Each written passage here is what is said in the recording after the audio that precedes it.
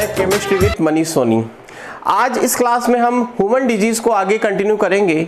देखिएगा, पिछली क्लास में मैं आपको जीवाणु जनित रोगों के बारे में पढ़ा रहा था।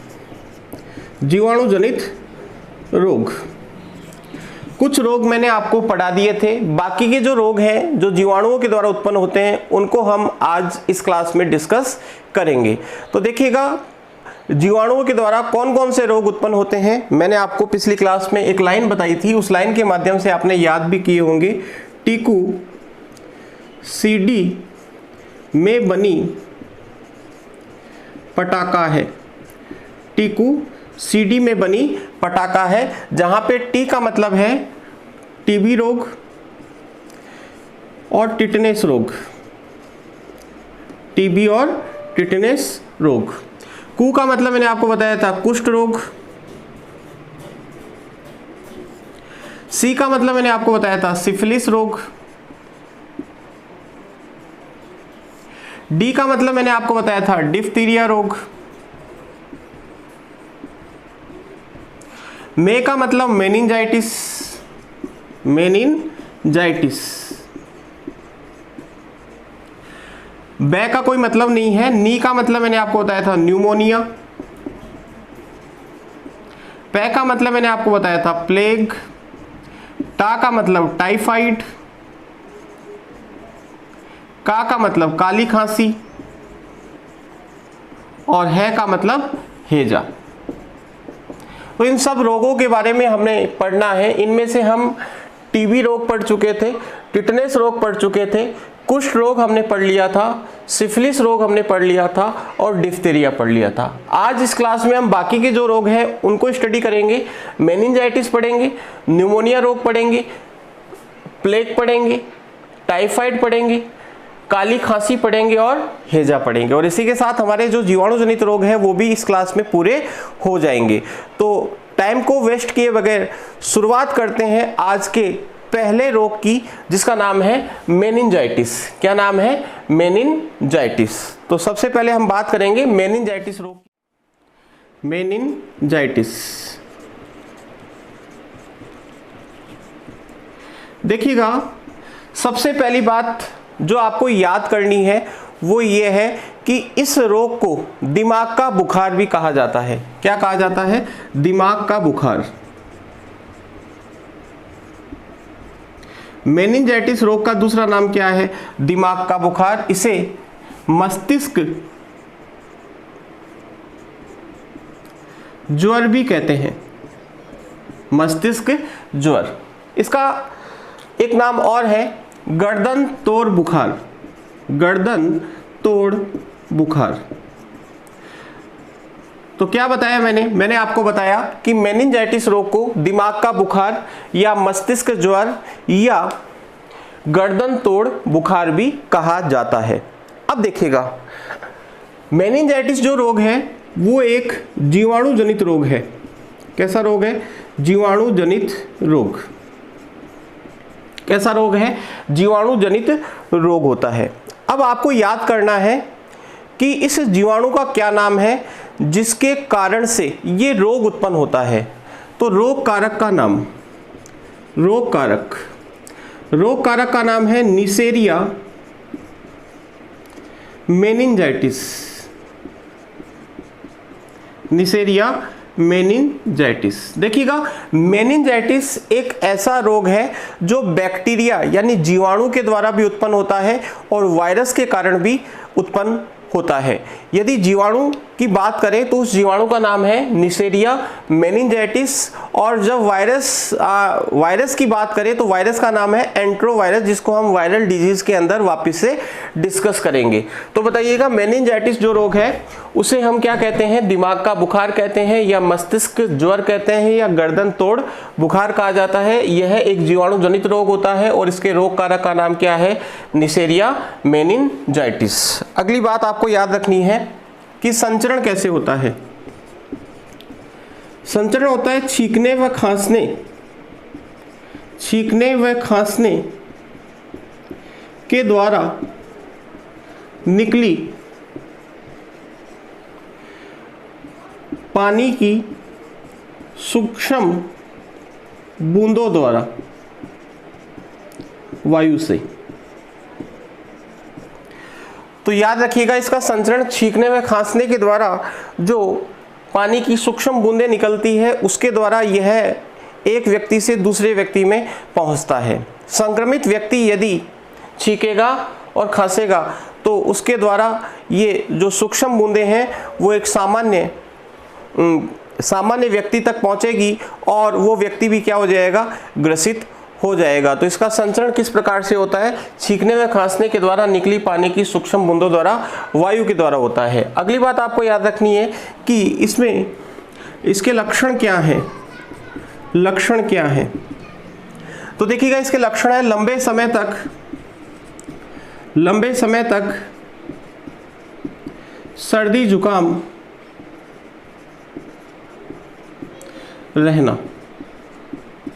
लंबे समय तक सर्दी जुकाम यदि आपको है और ये सही नहीं हो रही है, आप काफ़ी मेडिसिन ले चुके हैं लेकिन आपने पर्टिकुलर इस रोग की दवा नहीं ली है, तो आपको कौन सा रोग हो सकता है, मेनिंजाइटिस रोग हो सकता है। तो बताइएगा इसके लक्षण क्या हैं, लंबे समय तक सर्दी जुकाम रहना। इसके बाद में बात करते हैं हम इसकी मेनिंजाइटिस रोग में अगली बात जो आपको याद रखनी है वो है प्रभावित अंग, जो एग्जाम में पूछा जाता है। प्रभावित अंग है केंद्रीय तंत्रिका तंत्र, केंद्रीय तंत्रिका तंत्र, और केंद्रीय तंत्रिका तंत्र में ब्रेन प्लस स्पाइनल कॉर्ड आता है। ब्रेन और स्पाइनल कॉर्ड को किस में सम्मिलित किया गया है, केंद्रीय तंत्रिका, सेंट्रल नर्वस सिस्टम में। तो आपसे एग्जाम में क्या क्या क्वेश्चन पूछे जाएंगे, आपसे पूछेगा कि मेनिंजाइटिस किस प्रकार का रोग है, जीवाणु जनित रोग है कि वायरस जनित रोग है। तो याद रखिएगा यह एक जीवाणु जनित और वायरस जनित दोनों प्रकार से उत्पन्न हो सकता है। चलिएगा, इसके रोग कारक का नाम पूछे तो निसेरिया मेनिंजाइटिस, और वायरस का नाम मैं आपको अभी बताया था मैंने, एंटेरोवायरस। संचरण छींकने व खांसने के द्वारा निकली पानी की सूक्ष्म बूंदों द्वारा होता है और इसके लक्षण क्या है, लंबे समय तक सर्दी जुकाम का रहना, और प्रभावित अंग क्या है, केंद्रीय तंत्रिका तंत्र। ठीक है, इसके बाद में उपचार के रूप में कोई विशेष दवाई का नाम आपको परीक्षा में नहीं पूछा जाएगा, सिर्फ आप एंटीबायोटिक्स इसमें लेनी होती है जो डॉक्टर लिख के देता है आपको। ठीक है, तो आपसे एग्जाम में क्या क्वेश्चन पूछा जाएगा वापस से सुन लीजिएगा। जीवाणु जनित रोग है, रोग कारक का नाम पूछ सकता है, संचरण किस प्रकार से होता है, बहुत ही महत्वपूर्ण बात है, प्रभावित अंग क्या है, केंद्रीय तंत्रिका तंत्र, और यदि केंद्रीय तंत्रिका तंत्र ऑप्शन में नहीं दे रखा है तो ब्रेन आपको ऑप्शन में मिलेगा, तो ब्रेन पे आपको क्या लगाना है, टिक लगाना है। तो ये था मेनिंजाइटिस रोग। अब हम अगला रोग पढ़ेंगे जिसका नाम है न्यूमोनिया। न्यूमोनिया देखिएगा, सबसे पहली बात जो आपको याद करनी है वो यह है कि यह एक जीवाणु जनित रोग होता है। किस प्रकार का रोग है, जीवाणु जनित रोग।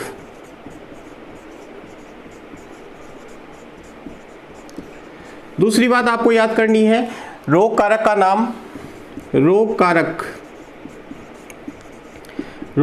है डिप्लोकोकस न्यूमोनी या स्ट्रेप्टोकोकस न्यूमोनी।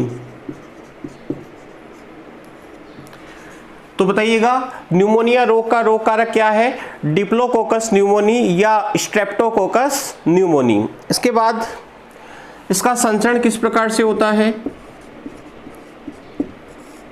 इसका संचरण भी छींकने व खांसने से होता है।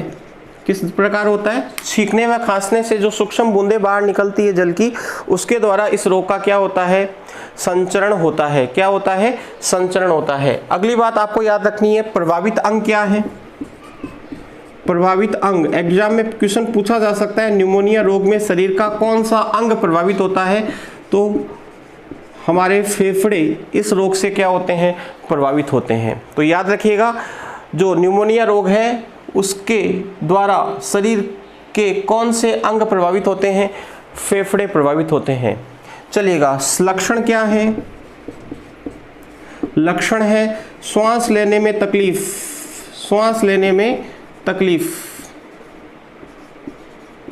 लक्षण क्या है, श्वास लेने में तकलीफ होती है, श्वास लेने में क्या होती है, तकलीफ। तो बताइएगा न्यूमोनिया रोग जो है वो है एक जीवाणु जनित रोग है।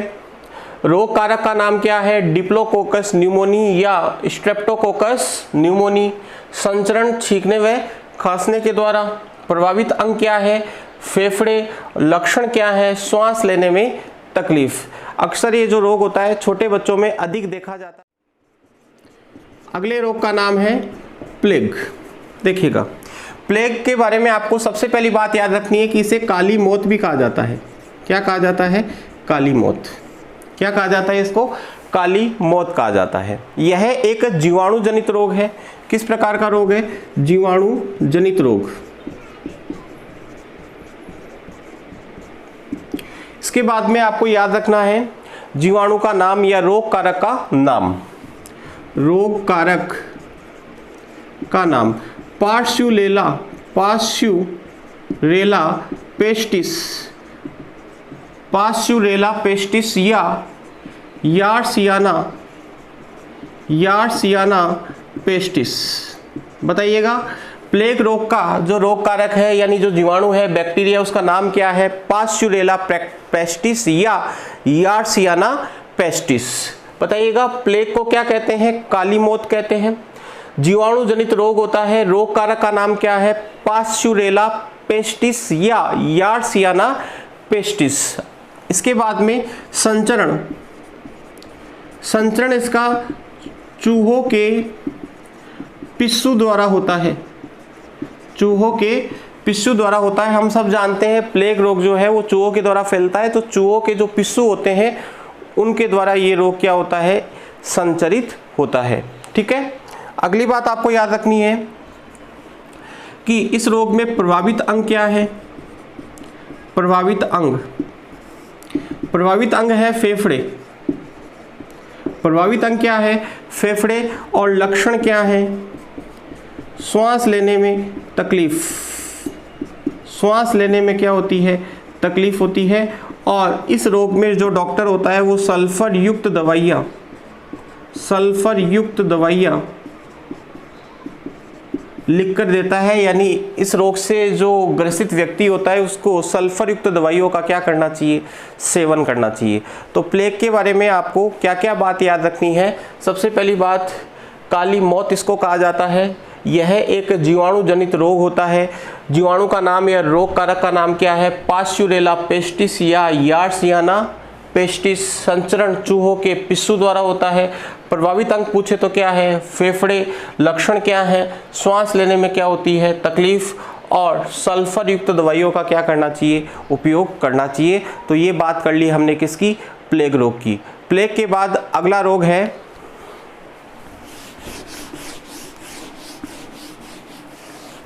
टाइफाइड। अगले रोग का नाम है टाइफाइड रोग। देखिएगा इस रोग को मोतीझरा या पानी झरा या आंत्र ज्वर या मियादी बुखार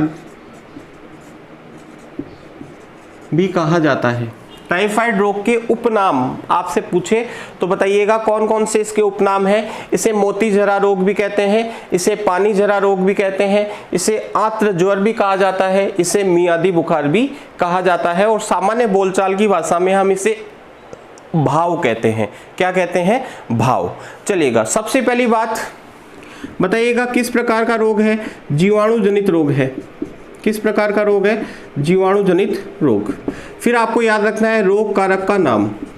रोग कारक का नाम यानी उस जीवाणु का नाम जिस जीवाणु के कारण टाइफाइड रोग उत्पन्न होता है और जीवाणु का नाम है salmonella typhi. Salmonella, salmonella typhi. जीवाणु का क्या नाम है? Salmonella typhi. तो बताइएगा टाइफाइड रोग जो है उसके रोग कारक का नाम आप अच्छे से याद कर लीजिएगा। क्या है? Salmonella typhi. अब बात करते हैं कि इसका संचरण किस प्रकार होता है। संचरण, इसका संचरण होता है दूषित भोजन व दूषित पानी के द्वारा। दूषित भोजन व दूषित पानी के द्वारा।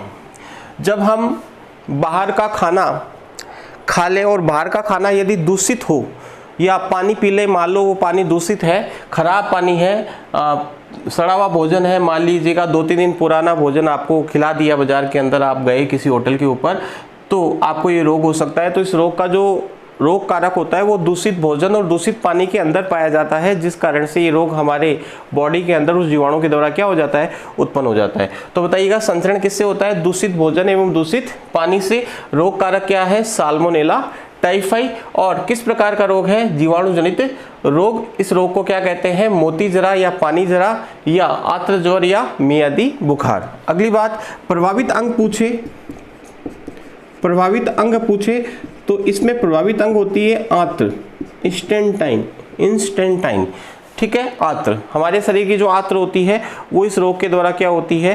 प्रभावित होती है। इसके बाद में अगली बात आपको याद रखनी है कि इसके लक्षण क्या हैं।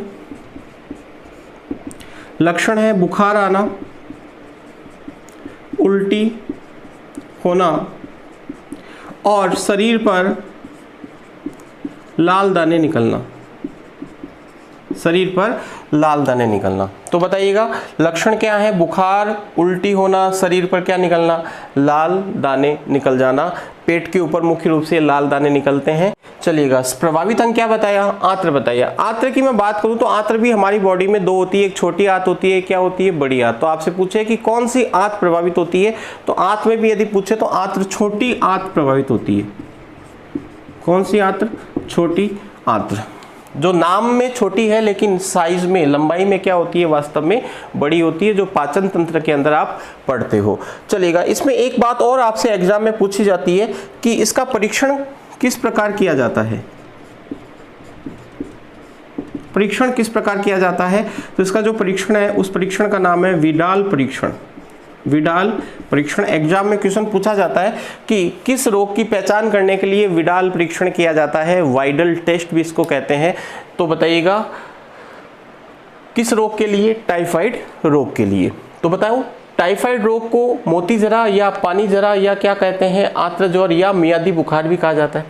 यह एक क्या है? जीवाणु जनित रोग है। रोग कारक का नाम क्या है? साल्मोनेला टाइफाई है। संचरण दूषित भोजन या दूषित पानी के द्वारा। प्रभावित अंग क्या है? आंत्र, और आंत्र में पूछे तो कौन सी आंत्र? छोटी आंत्र। लक्षण क्या है? बुखार, उल्टी आना, शरीर पर क्या निकल जाना? लाल दाने। पेट दर्द होना, ये भी एक इसका लक्षण है, पेट में क्या होना? दर्द होना। लक्षण क्या है? परीक्षण क्या है? विडाल परीक्षण। तो ये बताइएगा कौन सा रोग था? टाइफाइड रोग था। टाइफाइड रोग के बाद अगला रोग हम पढ़ेंगे, उस रोग का नाम है काली खांसी। टाइफाइड रोग के बाद अगला रोग है काली खांसी। काली खांसी को कुकर खांसी भी कहा जाता है। काली खांसी को क्या कहते हैं? कुकर खांसी भी कहते हैं। इसे कुत्ता खांसी भी कहा जाता है। सामान्य बोलचाल भाषा में इसको क्या कहा जाता है? कुत्ता खांसी कहा जाता है। और इंग्लिश में कहते हैं इसको वूपिंग कफ। तो काली खांसी, जिसे हम कुकर खांसी या कुत्ता खांसी या इंग्लिश में हम कहते हैं वूपिंग कफ, किस प्रकार का रोग है? जीवाणु जनित रोग होता है। किस प्रकार का रोग है? जीवाणु जनित रोग। उसके बाद में आपको याद रखना है रोग कारक का नाम क्या है? रोग कारक का नाम। तो देखिएगा काली खांसी जो रोग है उस रोग का रोग कारक है बोर्डूटेला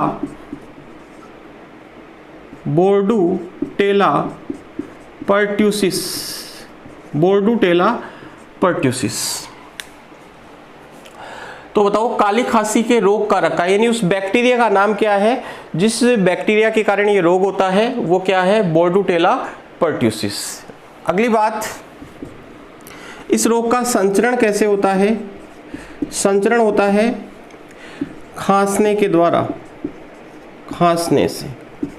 खांसने से इस रोग का क्या होता है? संचरण होता है। लक्षण क्या है?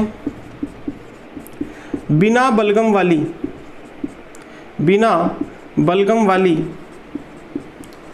तेज खांसी आना। बिना बलगम वाली कैसी खांसी आना? तेज खांसी आना। तो बताओ काली खांसी या कुकर रोग या कुत्ता खांसी, वूपिंग कफ जीवाणु जनित रोग है। रोग कारक का नाम क्या है? बोर्डूटेला पर्ट्यूसिस। संचरण खांसने से होता है और लक्षण क्या है? बिना बलगम वाली क्या आना?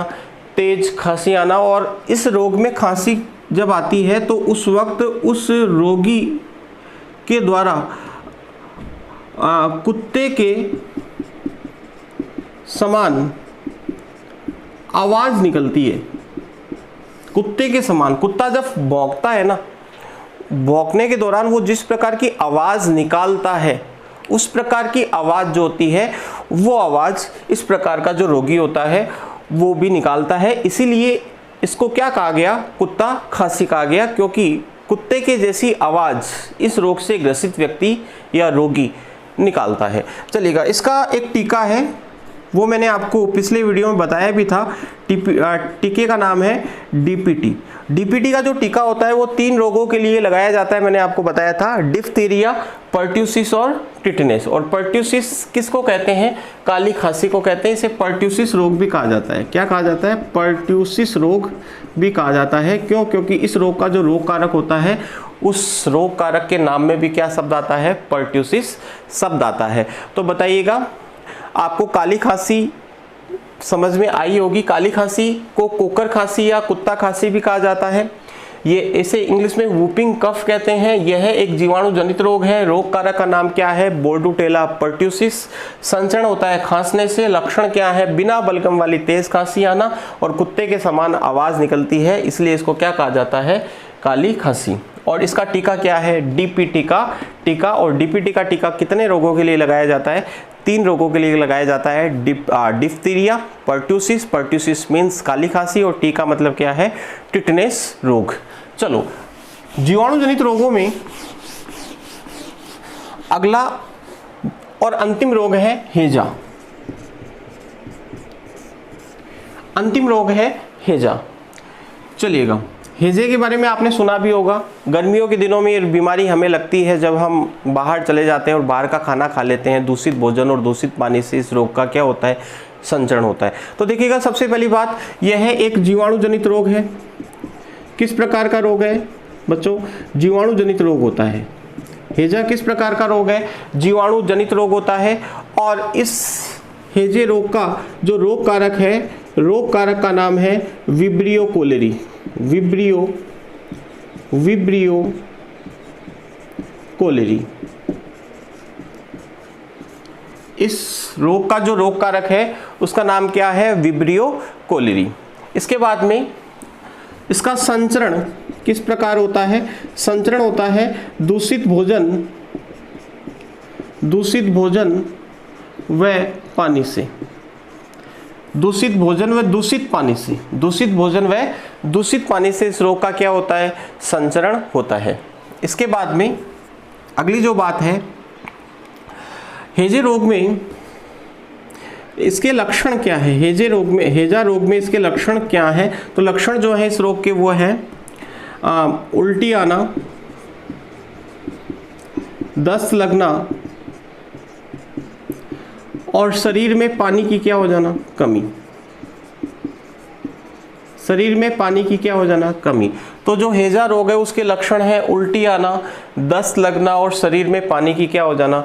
कमी हो जाना। इसके बाद में आपको क्या याद रखना है? एग्जाम में क्या क्वेश्चन पूछा जाता है? आपसे पूछा जा सकता है कि इस रोग के उपचार के लिए क्या किया जाता है जनरली। तो इसका जो उपचार है वो है ORS का घोल।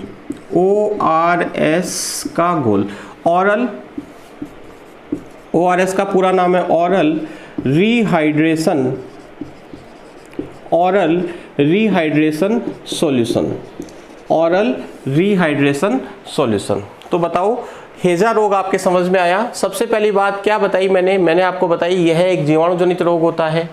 इसका रोग कारक क्या है? विब्रियो कोलेरी है। संचरण होता है दूषित भोजन दूषित पानी से। लक्षण उल्टी आना, दस्त आना, शरीर में क्या हो जाना? पानी की कमी हो जाना। उपचार क्या है? ORS oral rehydration solution. और लास्ट बात, ये जो ORS का जो घोल होता है इसका कंपोजिशन भी आपसे पूछा जा सकता है। ORS का जो घोल है उसका कंपोजिशन, इसमें NaCl होता है, KCl होता है, plus try sodium trisodium citrate होता है, प्लस इसमें क्या होता है, ग्लूकोज होता है। तो बताओ ORS के घोल का कंपोजिशन यदि आपसे एग्जाम में पूछ ले तो बताओ NaCl plus KCl plus trisodium citrate plus glucose. तो ये थे जीवाणु जनित रोग। किस प्रकार के क्वेश्चंस पूछे जाते हैं एग्जाम के अंदर वो मैं आपको अगली क्लास में सॉल्व करवाऊंगा। आपको आज का वीडियो अच्छा लगा हो तो इसे लाइक कीजिएगा, और यदि आप चैनल पे पहली बार आए हैं तो सब्सक्राइब ज़रूर कीजिएगा, और इस वीडियो को अधिक से अधिक क्या कीजिएगा, शेयर कीजिएगा। अगली क्लास में मिलते हैं वायरस जनित रोगों के साथ और कुछ क्वेश्चंस के साथ। तब तक के लिए धन्यवाद।